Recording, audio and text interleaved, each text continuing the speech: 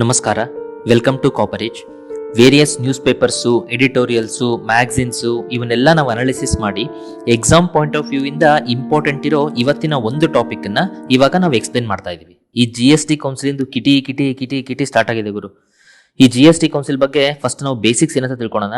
ಆಮೇಲೆ news paper ಅಲ್ಲಿ ಇದು ಮೋಹಿತ್ ಮಿನರಲ್ಸ್ ಕೇಸ್ ಏನು, ಎದಕ್ಕೋಸ್ಕರ ಸೆಂಟರ್ ಸ್ಟೇಟು ಹಿಂಗ್ ಮುನಿಸ್ಕೊಂಡು ಒಬ್ರಿಗೊಬ್ರು ಓಡಾಡ್ತಿದ್ದಾವೆ ಅಂತ ನೋಡೋಣ. First of all GST council ಅಂತ ಅಂದ್ಬಿಟ್ಟು ಏನು GST ಇದನ್ನ ಸೆಟಪ್ ಮಾಡಿದ್ರು, ಕಾನ್ಸ್ಟಿಟ್ಯೂಷನ್ ಅಮೆಂಡ್ಮೆಂಟ್ ಮಾಡ್ಬಿಟ್ಟು GST ತಂದ್ರು.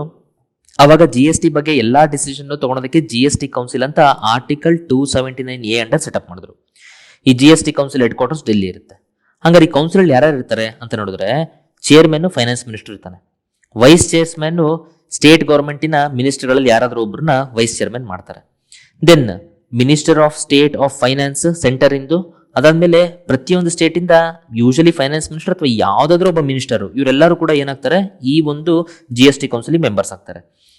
ದೆನ್ ಸೈಡ್ ಅಲ್ಲಿ ರೆವಿನ್ಯೂ ಸೆಕ್ರೆಟರಿ ಇರ್ತಾರಲ್ಲ ಫೈನಾನ್ಸ್ ಮಿನಿಸ್ಟರ್ ನಲ್ಲಿ, ಅವರೇ ಎಕ್ಸ್ ಅಫಿಷಿಯೋ ಸೆಕ್ರೆಟರಿ. ದೆನ್ ಆಮೇಲೆ ಇನ್ನೊಂದು ಅಡಿಷನಲ್ ಪೋಸ್ಟ್ ಸೆಕ್ರೆಟರಿ ಒಬ್ರು ಇರ್ತಾರೆ. ದೆನ್ ಆಮೇಲೆ central board of indirect taxes ಮತ್ತೆ ಕಸ್ಟಮ್ಸ್ ಇರ್ತಾರಲ್ಲ, ಅವರು ಈ ಕೌನ್ಸಿಲ್ಗೆ ಬರ್ಬೋದು, ಮೀಟ್ ಆಗ್ಬೋದು. 4 ಕಮಿಷನರ್ ಪೋಸ್ಟ್ ಗಳನ್ನ ಕ್ರಿಯೇಟ್ ಮಾಡಿರ್ತಾರೆ. ಇವ್ರು ಯಾರ ಸೈಡ್ ಅಲ್ಲಿ ನಾನು ಇಲ್ಲಿ ಬರ್ದಿದ್ದೀನಲ್ಲ, ಇವ್ರು ಯಾರಿಗೂ ಕೂಡ ವೋಟಿಂಗ್ ಪವರ್ಸ್ ಇಲ್ಲ. ಇಲ್ಲಿರುವಂತ voting powers only for chairman, vice chairman and these people. ಹಾಗಾಗಿ ಏನೇ GST ಬಗ್ಗೆ ಡಿಸಿಷನ್ ತಗೊಬೇಕಂದ್ರೂ ಕೂಡ ಅದನ್ನ GST ಕೌನ್ಸಿಲ್ ಡಿಸಿಷನ್ ತಗೊಳುತ್ತೆ. ಇದು ಕೋರಮ್ 50% ಅಂದ್ರೆ ಮಿನಿಮಮ್ 50% ಇಲ್ಲದೆ ಇವರು ಡಿಸ್ಕಷನ್ ಅಂಡ್ ಮೀಟಿಂಗ್ ಮಾಡಂಗಿಲ್ಲ. ದೆನ್ ಯಾವುದೇ ಡಿಸಿಷನ್ ಆಗ್ಬೇಕಂದ್ರೂ ಕೂಡ 75% ವೋಟಿಂಗ್ ಆಗಬೇಕು. ಅರ್ಥ ಆಗ್ತಿದೆಯಾ? 75% ವೋಟಿಂಗ್ ಅಲ್ಲಿ ಸ್ಟೇಟ್ಗಳ ವೋಟಿಂಗ್ ಶೇರ್ ಇರುವಂತದ್ದು 66.6% ಸ್ಟೇಟ್ಗಳ ವೋಟಿಂಗ್ ಪವರ್ ಇರೋದು. ಸೆಂಟರ್ ಇಂದು 33.3% ಇರುವಂತದ್ದು. ಅರ್ಥ ಆಗ್ತಿದೆಯಾ? ಹಾಗಾದ್ರೆ ಯಾವ್ದಾರ ಡಿಸಿಷನ್ ಪಾಸ್ ಆಗ್ಬೇಕಾದ್ರೆ ಎಷ್ಟು ವೋಟಿಂಗ್ ಬೇಕು? 75% ವೋಟಿಂಗ್ ಬೇಕು. 75% ವೋಟಿಂಗ್ ಬೇಕು ಅಂತಂದ್ರೆ ನೋಡ್ರಿ, ಹಂಗಾರೆ ಸ್ಟೇಟ್ಗಳು ಮಾತ್ರ ಸೇರ್ಕೊಂಡ್ಬಿಟ್ಟು 75 ರೀಚ್ ಆಗಕ್ಕಾಗದೇ ಇಲ್ಲ, ಸೆಂಟರ್ ಇಂದ ಬೇಕೇ ಬೇಕು. ಸೊ ಆ ಕಾರಣದಿಂದ ಇಲ್ಲಿ ಇಂಡೈರೆಕ್ಟ್ ಟ್ಯಾಕ್ಸ್ ಗಳಿಗೆ ಒಂದ್ ರೀತಿ ಸೆಂಟರ್ಗೆ ವೀಟೋ ಕೊಟ್ಟಂಗೆ, ಅಂದ್ರೆ ಸೆಂಟರ್ ಅನ್ಲಿಲ್ಲಂಗೆ ಯಾವುದೇ ಇದು ಕೂಡ ಪಾಸ್ ಆಗೋದಕ್ಕೆ ಆಗದೇ ಇಲ್ಲ. ಓಕೆ, ಇರ್ಲಿ. ಈಗ ಇಶ್ಯೂ ಏನು? ಇಷ್ಟು ಚೆನ್ನಾಗಿ ಸೆಟಪ್ ಮಾಡಿದ್ರೆ GST ಕೌನ್ಸಿಲ್, ಇಶ್ಯೂ ಏನು ಅಂತಂದ್ರೆ, ಇತ್ತೀಚೆಗೆ ಈ GST ಕೌನ್ಸಿಲ್ ಏನಾದ್ರೂ ಒಂದು ರೆಕಮೆಂಡೇಶನ್ ಮಾಡ್ತು ಅಂತಂದ್ರೆ, ಆ ರೆಕಮೆಂಡೇಶನ್ ಅನ್ನ ಕೆಲವು ಸೆಂಟರ್ ಅನ್ಸ್ತಿ ಕೇಳುತ್ತೆ, ಕೇಳಲ್ಲ, ಸ್ಟೇಟ್ ಅನ್ಸ್ತಿ ಕೇಳುತ್ತೆ, ಕೇಳಲ್ಲ. ಹಾಗಾಗಿ ನಾನು ರೆಕಮೆಂಡೇಶನ್ ಮಾಡುವಂಥದ್ದು ಬೈಂಡಿಂಗ್ ಅಲ್ವಾ, ನಾನು ಇಷ್ಟೆಲ್ಲ ರೆಕಮೆಂಡೇಶನ್ಸ್ ಮಾಡಿದ್ರು ಯಾಕೆ ನೀವು ಕೇಳಲ್ಲ ಅಂತ ಅಂದ್ಬಿಟ್ಟು GST ಕೌನ್ಸಿಲ್ ಮುನಿಸ್ಕೊಂಡ್ಬಿಟ್ಟಿತ್ತು.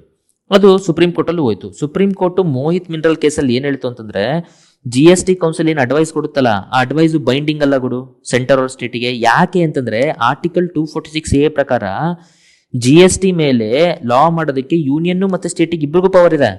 ಅರ್ಥ ಆಗ್ತಿದೆಯಾ? ಇಲ್ಲಿ IGST ಮಾತ್ರ ಇದು ಯೂನಿಯನ್ ಗೌರ್ಮೆಂಟ್ ಪವರ್ ಇರುವಂತದ್ದು, ಮಿಕ್ಕಿದ್ದು GST ಮೇಲೆ ಯೂನಿಯನ್ ಮತ್ತೆ ಸೆಂಟರ್ ಎರಡೂ ಪವರ್ ಇದೆ. ಹಾಗಾಗಿ ನೀವೇನಾದ್ರೂ ಬೈಂಡಿಂಗ್ ಅಂತ ಮಾಡ್ಬಿಟ್ರೆ ಸ್ಟೇಟ್ಗಳಿಗೆ ತನ್ನ ಪವರ್ ಅನ್ನ ಹಾಳಾದಂಗಾಗುತ್ತೆ. ಸ್ಟೇಟ್ಗಳಿಗೆ ಫೆಡರೇಷನ್ ಅಥವಾ ಫೆಡರಲಿಸಮ್ ಏನಿದೆ ಹಾಳಾದಂಗಾಗುತ್ತೆ. ಯಾಕಂದ್ರೆ GST ಕೌನ್ಸಿಲ್ ಏನೋ ಒಂದು ರೆಕಮೆಂಡೇಶನ್ ಮಾಡ್ಬಿಟ್ಟು ನೀವು ಇದನ್ನ ಅಪ್ಲೈ ಮಾಡಲೇಬೇಕು ಅಂತ ಅನ್ನತ್ತೆ. ಅದ್ರಲ್ಲಿ ಆಬ್ವಿಯಸ್ಲಿ ಸೆಂಟರ್ಗೆ ಬೇಕಾದಂಗೆ ಆಗಿರುತ್ತೆ, ಯಾಕಂದ್ರೆ ಸೆಂಟರ್ಗೆ ವೀಟೋ ಇದೆ. ಸೊ ಹಂಗಿರುವಾಗ ಇದು GST council is nothing but centre giving direction ತರ ಆಗೋಗ್ಬಿಡುತ್ತೆ. ಸೊ ಆ ಕಾರಣದಿಂದ ಇಲ್ಲಿ ಮೋಹಿತ್ ಮಿನರಲ್ ಕೇಸಲ್ಲಿ ಏನ್ ಹೇಳಿದೆ, ನಾಟ್ ಬೈಂಡಿಂಗ್ ಅನ್ನೋದು ಕರೆಕ್ಟ್. ಬಟ್ ಗೌರ್ಮೆಂಟಿಗೆ ಆಗ್ತಿಲ್ವೇ? ಗೌರ್ಮೆಂಟಿಗೆ ಇದು ಉರಿತಿದೆ. ಆಕ್ಚುಲಿ ನೋಡ್ರಿ, GST ಕೌನ್ಸಿಲಿಗೆ ನೀವೇನಾದ್ರೂ ಬೈಂಡಿಂಗ್ ಪವರ್ ಕೊಟ್ಬಿಟ್ರಿ ಅಂತಂದ್ರೆ ದೆನ್ ಸ್ಟೇಟ್ ಪವರ್ ಹಾಳಾಗೋಗ್ಬಿಡುತ್ತೆ, ಅಸಿಮೆಟ್ರಿಕ್ ಫೆಡರಲಿಸಮ್ ಆಗ್ಬಿಡುತ್ತೆ. ಅಂಡ್ ಆಲ್ಸೋ ಈ GST ಕೌನ್ಸಿಲ್ ಅಲ್ಲಿ ಎಲ್ಲಾ ಸ್ಟೇಟಿಗೂ ಈಕ್ವಲ್ ವೋಟಿಂಗೇ ಇದೆ, ಆದ್ರೆ ಎಲ್ಲಾ ಸ್ಟೇಟಿಗೂ ಈಕ್ವಲ್ ಟ್ಯಾಕ್ಸ್ ಕೆಪಾಸಿಟಿ ಇಲ್ಲ. ಹಂಗಂದ್ರೆ ಯಾವ್ದೋ ಸಣ್ಣ ಪುಟ್ಟ ಸ್ಟೇಟ್ಗಳನ್ನು ಕೂಡ ಸೆಂಟರ್ ಮನವೊಲಿಸ್ಕೊಂಡ್ಬಿಟ್ಟು ತನ್ನ ಕಡೆ ಎಳ್ಕೊಂಡ್ಬಿಟ್ಟು ಬೇರೆ ಸ್ಟೇಟ್ಗಳಿಗೆ ಧಕ್ಕೆ ಆಗೋ ತರ ಮಾಡ್ಬೋದು. ಸೊ ಹಾಗಾಗಿ ಅಸಿಮೆಟ್ರಿಕ್ ವೋಟಿಂಗ್ ಆಗುತ್ತೆ. ನೆಕ್ಸ್ಟ್, ಆಕ್ಚುಲಿ ಡೆಮೋಕ್ರಸಿನಲ್ಲಿ ಇದೆಲ್ಲಾ ಲಾ ಆಗ್ಲಿ, ಈ ರಿಲೇಟೆಡ್ ಟು ಲೆಜಿಸ್ಲೇಚರ್ ಯಾರಿಗೆ ಪವರ್ ಕೊಟ್ಟಿದ್ದಾರೆ ಅಂತಂದ್ರೆ, ನಾವೆಲ್ಲ ಜನಗಳು ಕೊಟ್ಟಿರುವಂತದ್ದು ಪಾರ್ಲಿಮೆಂಟ್ ಅಥವಾ ಅಸೆಂಬ್ಲಿ ಕೊಟ್ಟಿದೀವಿ. ಇದೇನಿದು ಪಾರ್ಲಿಮೆಂಟ್ ತಾನ್ ಲಾ ಮಾಡೋದನ್ನ ಬಿಟ್ಬಿಟ್ಟು ಇದ್ಯಾವುದೋ GST ಕೌನ್ಸಿಲ್ ಅಂತ ಸೆಟಪ್ ಮಾಡ್ಕೊಂಡ್ಬಿಟ್ಟು ಅದಕ್ಕೆ ಲಾ ಮೇಕಿಂಗ್ ಪವರ್ ಕೊಡ್ತಿರುವಂತದ್ದು, ಅದು ತಪ್ಪು. ಸೊ ಹಾಗಾಗಿ ಈ ಎಲ್ಲಾ ಕಾರಣದಿಂದ GST ಕೌನ್ಸಿಲ್ ಏನ್ ಅಡ್ವೈಸ್ ಕೊಡುತ್ತೆ ಅದು ಬೈಂಡಿಂಗ್ ಇರಬಾರ್ದು.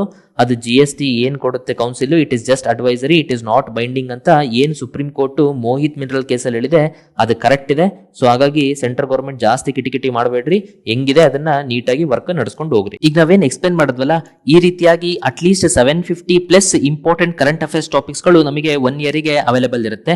ಈ ಎಲ್ಲಾ ಟಾಪಿಕ್ಸ್ಗಳು ನಿಮಗೆ ಬೇಕಾದಲ್ಲಿ video analysis of current issues 2020 ಅನ್ನೋ ಕೋರ್ಸ್ ನ ನೀವು ಕಾಪರೇಜ್ ಆಪ್ ಅಲ್ಲಿ ಸಬ್ಸ್ಕ್ರೈಬ್ ಮಾಡ್ಕೊಬಹುದು. ಈ ಸಬ್ಸ್ಕ್ರೈಬ್ ಮಾಡ್ಕೊಂಡ ತಕ್ಷಣ ನಿಮಗೆ ಒಂದು ಸ್ಟೂಡೆಂಟ್ ಪೋರ್ಟಲ್ ಓಪನ್ ಆಗುತ್ತೆ. ದೆನ್ ನಾವು ಯಾವಾಗ ವಿಡಿಯೋಸ್ ಅಪ್ಲೋಡ್ ಮಾಡ್ತೀವಿ ನಿಮಗೆ ನೋಟಿಫಿಕೇಶನ್ಸ್ ಬರುತ್ತೆ. ನೀವು ಈ ರೀತಿಯಾಗಿ ನೋಡ್ಕೊಂತ ಬರ್ಬೋದು. ಆ ಎಲ್ಲಾ ಟಾಪಿಕ್ಸ್ ಗಳನ್ನು ನಾವು ಸಬ್ಜೆಕ್ಟ್ ವೈಸ್ ಬೈಫರ್ಕೇಟ್ ಮಾಡ್ತೀವಿ.